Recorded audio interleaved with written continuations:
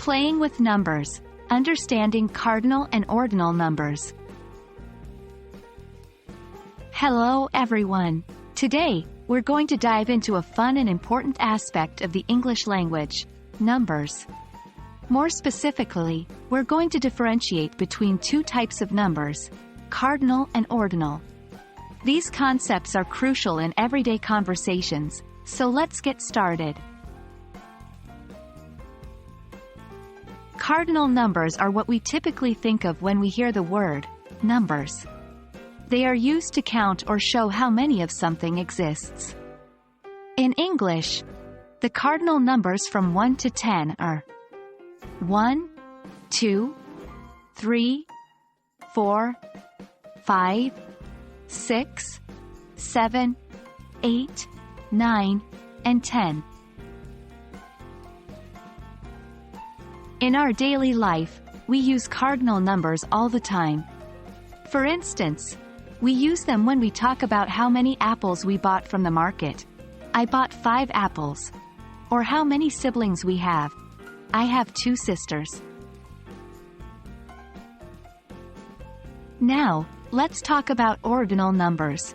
These are numbers that show order or sequence. They tell us the position of something in a list.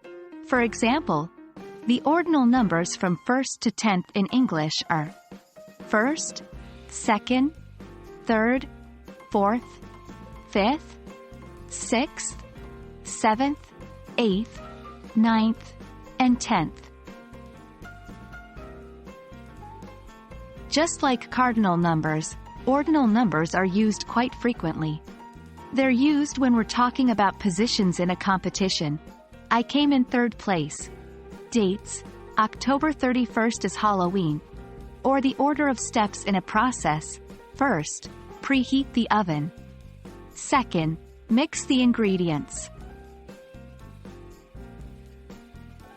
So, to sum up, the key difference between cardinal and ordinal numbers lies in their usage. Cardinal numbers answer the question of how many, while ordinal numbers answer the question of which one, or in what order. And that's it. I hope this video made the difference between cardinal and ordinal numbers clear. Remember, cardinal numbers are for counting items and ordinal numbers are for placing them in sequence. It may seem tricky at first, but with practice, it becomes quite natural. Keep practicing and see you in the next lesson.